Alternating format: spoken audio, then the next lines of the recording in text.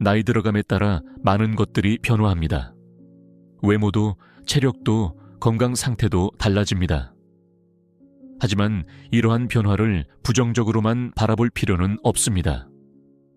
오히려 이 시기야말로 진정한 삶의 지혜를 발휘하여 더욱 풍요롭고 의미 있는 인생을 살아갈 수 있는 기회일지도 모릅니다. 행복하고 건강하게 사는 인생의 법칙들은 사실 아주 쉽고 간단합니다. 그런데 우리가 그것을 일상생활에서 몸으로 실천하지 않고 살기 때문에 말이 길어지고 변명이 덧붙여져 복잡해지는 것입니다. 또한 이런저런 다른 방법이 있다거나 이게 더 쉽다거나 이렇게 해보라는 조언들이 나타나기도 하지만 아무리 그래도 기본 원리는 변하지 않고 그대로일 뿐입니다. 오늘은 건강과 행복을 위해 나이가 들수록 무조건 줄이고 살아야 하는 5가지에 대해 알아보고자 합니다. 더 적게 가짐으로써 더 많이 얻는 노년의 역설적 지혜에 대한 이야기입니다. 첫 번째, 말을 줄여야 한다. 어느 산사에 한 노승이 살고 있었습니다. 마을 사람들은 그의 지혜를 구하기 위해 자주 찾아왔지요. 하지만 노승은 항상 짧은 말로 대답할 뿐 긴 설교를 하지 않았습니다. 어느 날 한 젊은이가 물었습니다. 스님, 왜 항상 말씀이 적으신가요? 노승의 대답은 간결했습니다. 말이 많으면 그만큼 실수도 많아진다. 말을 많이 하지 말아야 하는 이유는 무엇보다도 말을 많이 하면 그만큼 책임져야 할 일도 생기고 무엇보다 자기가 한 말이 부메랑으로 돌아와 자신의 목을 조이는 올무가 될 수 있기 때문입니다.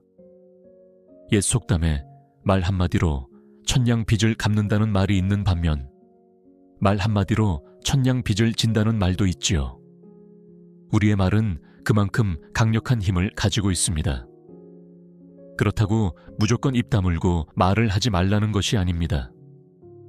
필요한 말과 좋은 말만 하라고 이해하는 것이 맞습니다. 요즘은 말을 잘하고 싶어 하는 경향이 있습니다.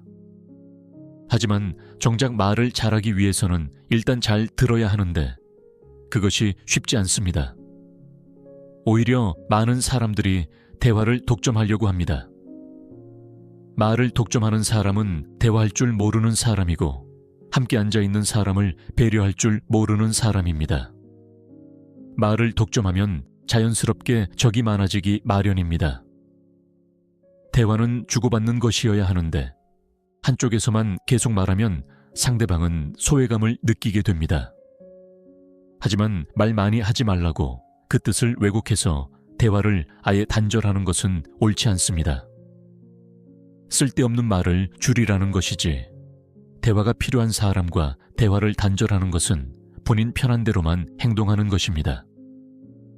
특히 가족이나 친한 친구와의 대화는 관계를 유지하는 데 매우 중요합니다. 나이가 들수록 우리는 더 많은 경험과 지혜를 쌓게 됩니다. 이러한 경험에서 나오는 말이라면 더욱 신중해야 합니다. 왜냐하면 그 말이 다른 사람들에게 더 큰 영향을 미칠 수 있기 때문입니다. 특히 자녀나 손주들에게 하는 말은 그들의 인생에 오랫동안 남을 수 있습니다. 말을 줄이는 것은 또한 내면의 평화를 가져다 줍니다. 말이 많으면 그만큼 생각도 많아지고 걱정도 많아집니다. 불필요한 말을 줄이고 내면의 소리에 귀 기울이는 시간이 많아지면 자연스럽게 마음의 평화를 찾을 수 있습니다. 특히 노년기에는 과거에 대한 회상과 반성의 시간이 많아집니다. 이때 후회되는 것 중 하나가 바로 말 실수인 경우가 많습니다. 그때 그 말만 하지 않았더라면 이라고 생각하는 순간들이 누구에게나 있을 것입니다. 이러한 후회를 줄이기 위해서도 말을 신중히 하는 습관을 들이는 것이 좋습니다. 또한 말을 줄이는 것은 경청의 기술을 향상시킵니다. 다른 사람의 말을 진정으로 들을 때 우리는 더 깊은 이해와 공감을 할 수 있게 됩니다. 이는 인간관계를 더욱 풍요롭게 만들어줄 뿐만 아니라 우리 자신에게도 새로운 배움과 깨달음을 줍니다. 미국의 작가 마크 트웨인은 이렇게 말했습니다. 만약 말할 것이 없다면 말하지 마라. 그러면 아무도 당신이 바보라고 생각하지 않을 것이다. 이는 말의 중요성과 함께 불필요한 말의 위험성을 잘 보여주는 명언입니다. 노년에 접어들면서 우리는 자신의 말이 가진 무게를 더욱 깊이 이해하게 됩니다. 젊은 시절의 경솔한 말들이 어떤 결과를 가져왔는지 경험을 통해 알게 되었기 때문입니다. 이제는 그 경험을 바탕으로 더욱 현명하게 말을 선택하고 필요한 경우에만 입을 여는 지혜를 발휘할 때입니다. 두 번째, 밥을 줄여야 한다. 우리나라 속담에 밥이 보약이다 라는 말이 있습니다. 충분한 영양 섭취가 건강의 기본이라는 의미이지요. 하지만 현대 사회에서는 이 속담의 한 가지를 더 추가해야 할 것 같습니다. 적당한 밥이 보약이다. 소식을 하면 내 세포의 활동이 활발해질 뿐 아니라 체중이 5%만 줄어도 허리와 무릎에서 느끼는 부담과 통증도 사라지고 목과 어깨도 가벼워집니다. 또한 몸에서 독소가 빠져나와 혈액순환도 좋아집니다. 살이 빠져서 얼굴 라인도 살아나고 고민했던 뱃살도 쑥 들어가서 몸매가 청춘 시절로 되돌아갈 수 있습니다. 인류 역사 내내 배불리 먹는 것이 인류의 습관이었지만 이제는 영양 과잉 상태에서 벗어나야 합니다. 그래야 사는 동안 몸 가볍고 건강하게 살 수 있습니다. 우리가 식이 조절을 할 때의 첫 번째 목적은 건강을 위해서이지 미용이 아닙니다. 그러니까 급격하게 빼려고 하지 말고 식습관과 생활 습관을 바로 잡는 것이 중요합니다. 그렇게 되면 살은 자연스레 슬슬 빠져나갑니다. 일본 오키나와에는 세계적으로 장수하는 노인들이 많이 살고 있습니다. 그들의 비결 중 하나가 바로 하라하치부입니다. 이는 배를 80% 정도만 채우는 식습관을 말합니다. 배고픔을 느끼기 전에 식사를 마치는 것이죠. 이러한 식습관은 장수의 비결로 여겨지고 있습니다. 나이가 들수록 신체의 신진대사는 자연스럽게 감소합니다. 젊었을 때와 같은 양의 음식을 섭취하면 자연스럽게 체중이 증가하게 됩니다. 따라서 나이가 들수록 식사량을 조절하는 것이 더욱 중요해집니다. 또한 노년기에는 소화 기능도 약해지므로 많은 양을 한 번에 먹는 것보다 적은 양을 여러 번 나누어 먹는 것이 좋습니다. 이는 소화를 돕고 혈당 조절에도 도움이 됩니다. 식사량을 줄이는 것과 함께 식사의 질도 중요합니다. 나이가 들수록 단백질 흡수율이 떨어지기 때문에 양질의 단백질 섭취가 필요합니다. 또한 비타민, 미네랄, 식이섬유가 풍부한 과일과 채소도 충분히 섭취해야 합니다. 특히 저녁 식사는 가볍게 하는 것이 좋습니다.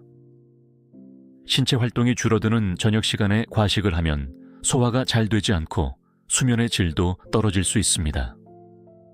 오래된 격언처럼 아침은 왕처럼, 점심은 평민처럼, 저녁은 거지처럼 먹는 것이 이상적입니다.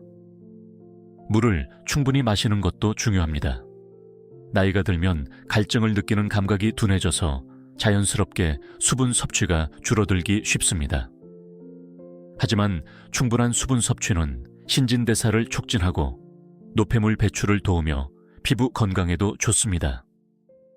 식사량을 줄이는 것은 단순히 덜 먹는 것이 아니라 더 현명하게 먹는 것을 의미합니다. 칼로리가 높고 영양가가 낮은 음식 대신 영양 밀도가 높은 음식을 선택하는 것이 중요합니다. 한 연구에 따르면 적절한 칼로리 제한은 노화 관련 질병의 위험을 줄이고 수명을 연장시킬 수 있다고 합니다. 이는 단순히 오래 사는 것뿐만 아니라 건강하게 오래 사는 건강 수명을 늘리는 데 도움이 됩니다. 식사량을 줄이는 과정에서 중요한 것은 급격한 변화를 추구하지 않는 것입니다. 갑자기 식사량을 대폭 줄이면 영양 불균형이나 기력 저하가 올 수 있습니다. 천천히 그리고 지속적으로 식습관을 개선해 나가는 것이 바람직합니다. 마지막으로 식사는 단순히 영양 섭취의 수단만이 아니라 삶의 즐거움이기도 합니다. 특히 가족이나 친구와 함께하는 식사는 중요한 사회적 활동입니다. 따라서 식사량을 줄이는 것이 이러한 즐거움을 희생시키는 것은 아니어야 합니다. 양은 줄이되 질과 즐거움은 유지하는 균형 잡힌 접근이 필요합니다. 세 번째, 화를 줄여야 한다.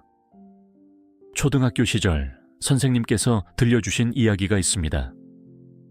분노는 마치 뜨거운 석탄을 손에 쥐고 남에게 던지려는 것과 같다고요.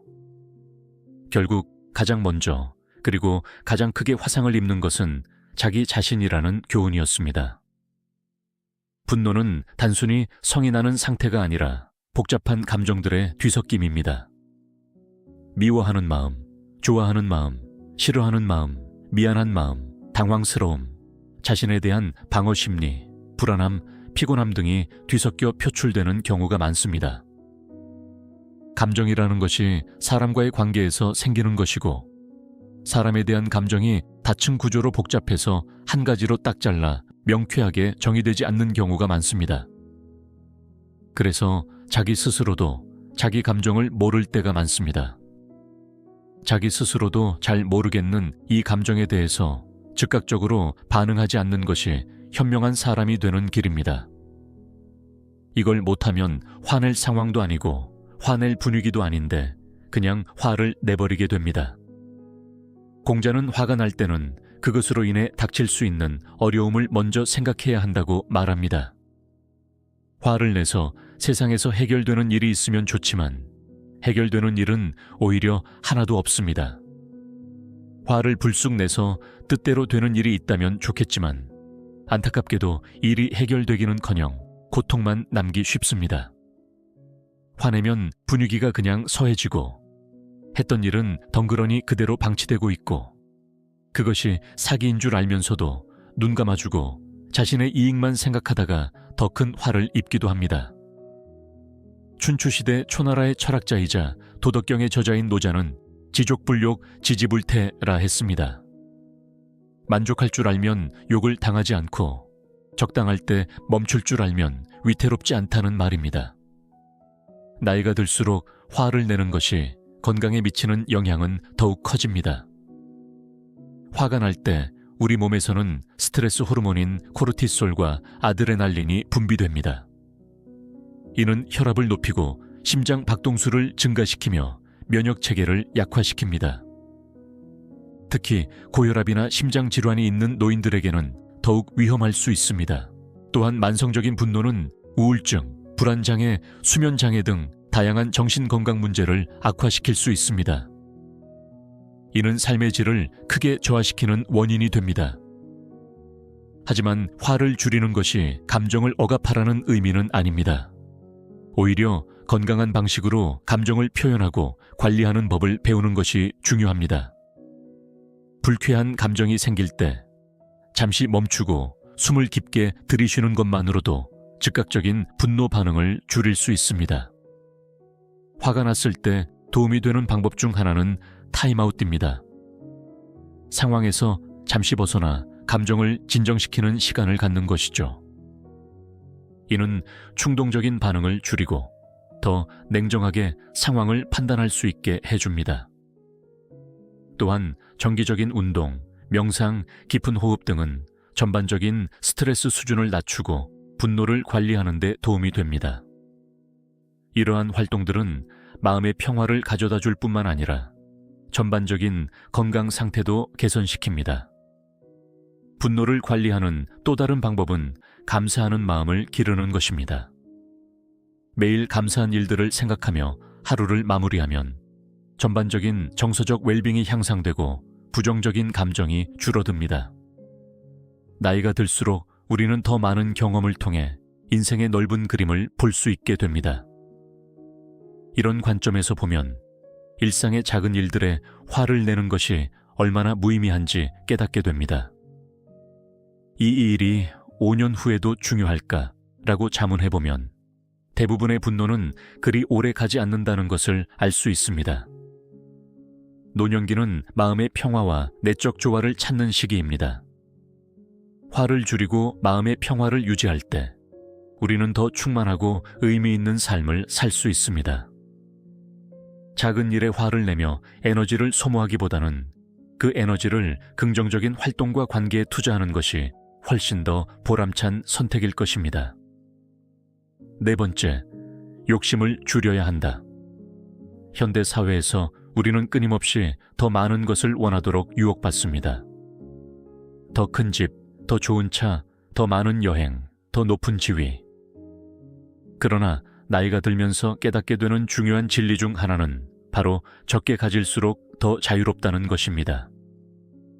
노자의 지족불욕, 지지불태라는 말은 욕심에도 적용됩니다. 만족할 줄 알면 욕을 당하지 않고 적당할 때 멈출 줄 알면 위태롭지 않다는 이 말은 노년기의 삶의 태도를 잘 보여줍니다. 나이가 들수록 물질적 소유보다는 경험과 관계의 가치가 더 중요해집니다. 수십 년 동안 모아온 물건들이 주는 의미보다 사랑하는 사람들과 함께한 시간이 더 소중한 기억으로 남게 됩니다. 실제로 많은 노인들이 다운사이징을 선택합니다. 큰 집에서 작은 집으로 이사하고 오랫동안 모아온 물건들을 정리하며 더 단순한 삶을 추구하는 것입니다. 이러한 선택은 단순히 경제적인 이유 때문만이 아니라 정신적인 자유를 얻기 위한 것이기도 합니다. 물건을 줄이는 과정은 처음에는 어려울 수 있습니다. 특히 오랫동안 가지고 있던 물건들에는 추억과 감정이 담겨 있기 때문입니다. 하지만 이 과정을 통해 우리는 무엇이 진정으로 중요한지 다시 한번 성찰하게 됩니다. 일본의 정리 컨설턴트 곤도 마리에는 물건을 들었을 때 기쁨을 주지 않는다면 과감히 버려라 라고 조언합니다.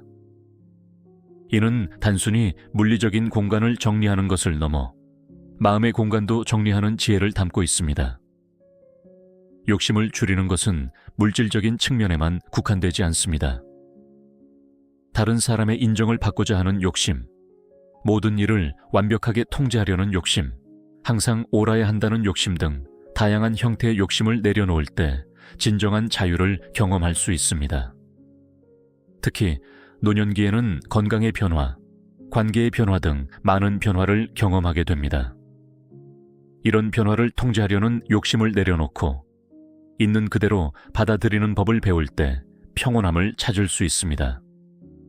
또한 자녀나 손주들에 대한 과도한 기대나 요구도 줄일 필요가 있습니다.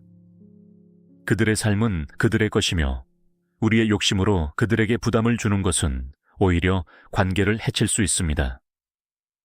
욕심을 줄이는 것은 삶의 우선순위를 재정립하는 것이기도 합니다. 무엇이 정말 중요한지, 남은 시간을 어디에 투자할 것인지 성찰하고 결정하는 것입니다. 이를 통해 더욱 의미 있고 만족스러운 노년을 보낼 수 있습니다. 달라이 라마는 행복의 비결은 적게 원하는 것이라고 말했습니다. 나이가 들수록 우리는 이 말의 진정한 의미를 더 깊이 이해하게 됩니다. 욕심을 내려놓을 때 우리는 이미 가지고 있는 것들에 더 깊은 감사함을 느끼고 현재의 순간을 더 충만하게 경험할 수 있게 됩니다. 달라이 라마는 행복의 비결은 적게 원하는 것이라고 말했습니다. 나이가 들수록 우리는 이 말의 진정한 의미를 더 깊이 이해하게 됩니다. 욕심을 내려놓을 때 우리는 이미 가지고 있는 것들에 더 깊은 감사함을 느끼고 현재의 순간을 더 충만하게 경험할 수 있게 됩니다. 다섯 번째, 차 타기를 줄여야 한다. 현대 사회에서 자동차는 편리한 이동수단을 넘어 우리 생활의 필수품이 되었습니다. 장보기, 병원 가기, 친지 방문하기 등 많은 활동이 자동차를 중심으로 이루어집니다. 하지만 나이가 들수록 차에 의존하는 습관을 줄이고 걷는 습관을 기르는 것이 건강에 매우 중요합니다. 차를 타는 대신 걸어야 합니다. 걷기 운동의 놀라운 효능은 말할 수 없이 많습니다. 하루 30분 이상 걷기 운동을 하면 혈액순환 증가, 우울증 완화 및 머리가 활성화, 불면증 완화, 심혈관 질환 예방, 호흡기 기능 증진, 스트레스 완화, 면역 기능 증진, 허리와 다리 근력 증대, 골다공증 예방, 체내 노폐물 배출 등 끝이 없습니다. 코로나 시대 바깥 활동이 줄어들면서 자연스레 실내에서 보내는 시간이 늘었습니다. 집에 머물며 TV를 보거나 스마트폰을 보면서 하루 대부분의 시간을 보내는 경우가 많아졌습니다. 이런 생활 습관은 노년의 건강에 치명적일 수 있습니다. 세계보건기구에서는 땀이 촉촉히 배어나는 정도의 중강도 운동을 매주 최소한 150분 정도 해야 한다고 권고했습니다. 특히 중장년기에 들어서면 균형 감각에 초점을 맞춘 운동과 함께 낙상 사고 예방을 위해 일주일에 이틀 이상은 근력 운동도 같이 하는 것이 도움이 된다고 말합니다. 균형 감각 운동은 대표적인 것이 한 발로 오래 서 있기 같은 운동 등 대부분 요가를 할 때 나오는 자세라고 볼 수 있습니다. 이런 자세들은 다리를 바꿔가면서 분식 해볼 수 있습니다. 차를 줄이고 걷기를 늘리는 것은 단순히 육체적 건강만을 위한 것이 아닙니다. 걷는 동안 우리는 주변 환경과 자연을 더 자세히 관찰하게 되고, 이는 정신적 건강에도 긍정적인 영향을 미칩니다. 걷기는 명상의 한 형태가 될 수 있으며 스트레스 해소와 정신적 명료함을 가져다 줍니다. 특히 자연 속에서의 걷기는 더욱 효과적입니다. 일본에서는 산림욕이라는 개념이 있는데, 이는 숲속을 걸으며 자연의 기운을 받아들이는 것을 말합니다. 연구에 따르면 이러한 활동은 스트레스 호르몬을 감소시키고 면역 기능을 향상시키며 심리적 웰빙을 증진시킨다고 합니다. 또한 걷기는 가장 접근성 높은 운동 중 하나입니다. 특별한 장비나 기술이 필요하지 않으며 거의 모든 사람이 자신의 체력 수준에 맞게 조절할 수 있습니다. 처음에는 10분 정도의 짧은 산책부터 시작하여 점차 시간을 늘려가는 것이 좋습니다. 걷기의 또 다른 장점은 사회적 교류의 기회를 제공한다는 것입니다. 동네를 산책하면서 이웃과 인사를 나누거나 걷기 모임에 참여하여 새로운 사람들과 교류할 수 있습니다. 이는 노년기에 흔히 경험하는 사회적 고립감을 줄이는 데 도움이 됩니다. 물론 모든 이동을 걸어서 해야 한다는 것은 아닙니다. 특히 장거리 이동이나 무거운 물건을 운반할 때는 차량이 필요할 수 있습니다. 중요한 것은 불필요하게 차에 의존하는 습관을 줄이고 가능한 한 많은 활동을 걸어서 하는 것입니다. 가까운 거리는 걸어가기, 계단 이용하기, 마지막 정류장 전에 내려서 걸어가기 등 일상에서 작은 변화를 통해 걷는 시간을 늘릴 수 있습니다. 이러한 작은 습관들이 모여 큰 건강 효과를 가져옵니다. 걷기는 단순한 운동을 넘어 삶의 철학이 될 수 있습니다. 천천히, 하지만 꾸준히 앞으로 나아가는 것, 주변을 관찰하고 감사하며 걷는 것, 이는 노년의 삶에 대한 은유이기도 합니다. 차를 타는 대신 걷는 습관을 들임으로써 우리는 더 건강하고 의미 있는 노년을 준비할 수 있습니다.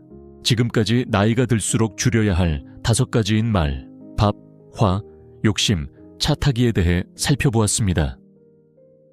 이 5가지를 줄이는 것은 단순히 무언가를 하지 않는 소극적인 행동이 아닙니다. 오히려 더 의미 있고 풍요로운 삶을 위해 불필요한 것들을 덜어내는 적극적인 선택입니다.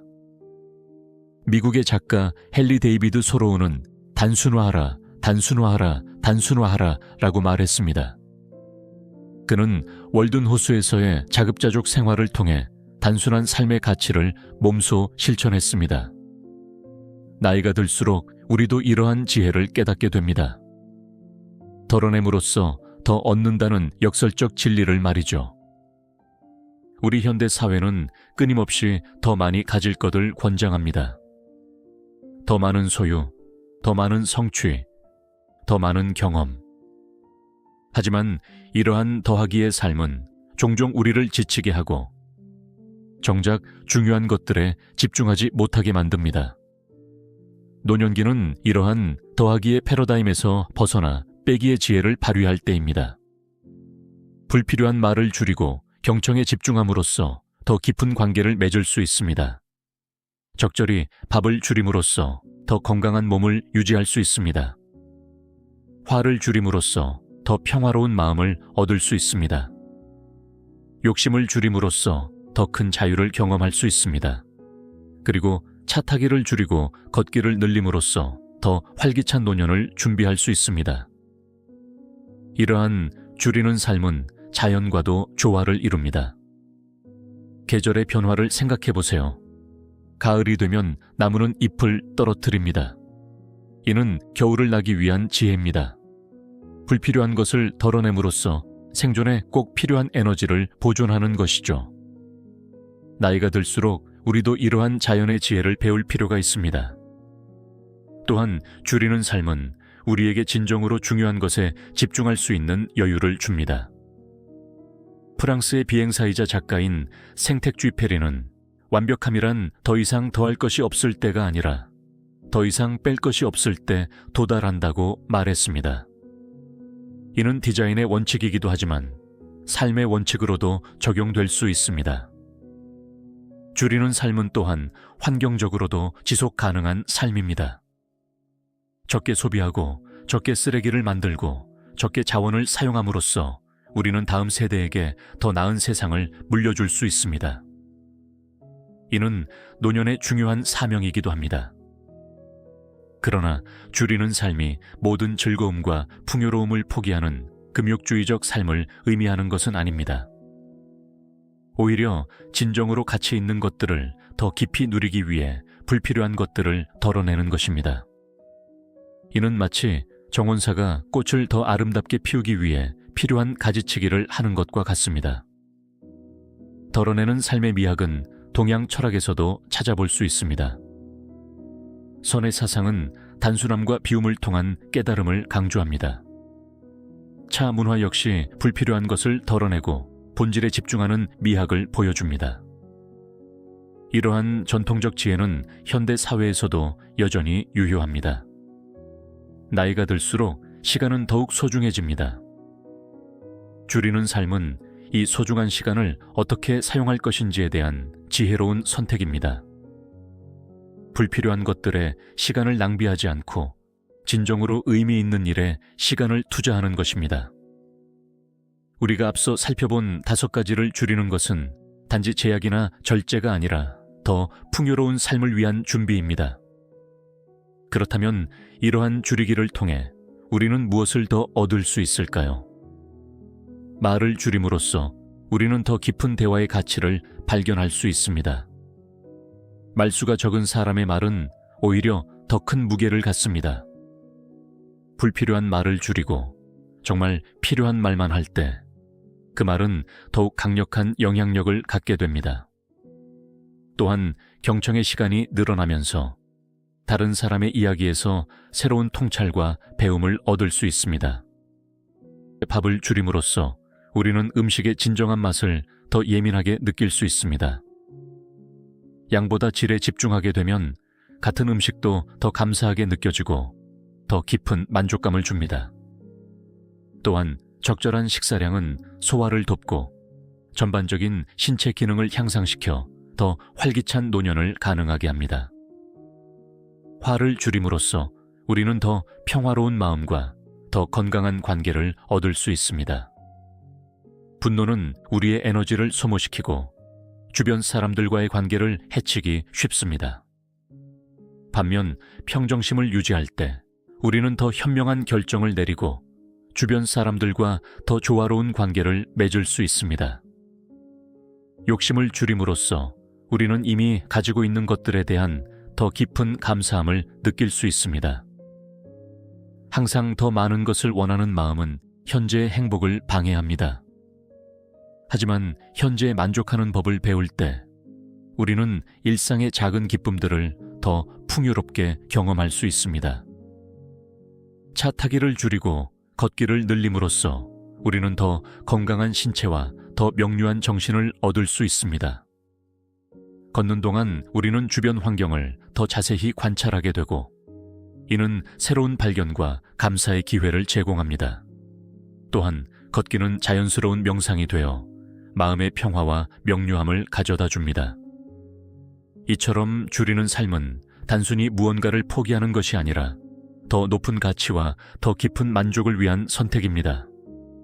불필요한 것들을 덜어냄으로써 우리 삶의 진정한 가치가 더 선명하게 드러나는 것입니다. 노년기는 이러한 줄이는 지혜를 발휘하기에 가장 적합한 시기입니다.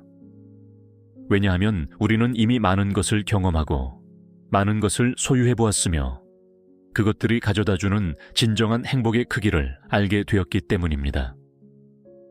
이제는 정말 중요한 것이 무엇인지 분별하고 그것에 집중할 수 있는 성숙함을 가지게 된 것입니다. 줄이는 삶은 또한 다음 세대에게 물려줄 수 있는 중요한 지혜이기도 합니다. 끊임없이 더 많은 것을 추구하는 현대 사회에서 적게 가짐으로써 더 풍요로워질 수 있다는 역설적 지혜는 매우 가치 있는 유산이 될 수 있습니다. 살면서 조심하고 적게 해야 할 것들이 이 5가지뿐은 아니지만 최소한 이것들만이라도 마음에 담아 생활하면 몸과 마음 둘 다를 건강하게 유지하고 살아갈 수 있습니다. 노년의 진정한 풍요로움은 많이 가지는 데 있지 않고 진정으로 중요한 것에 집중하는 데 있습니다. 불필요한 것들을 덜어냄으로써 우리는 삶의 본질적 가치를 더 깊이 경험할 수 있게 됩니다.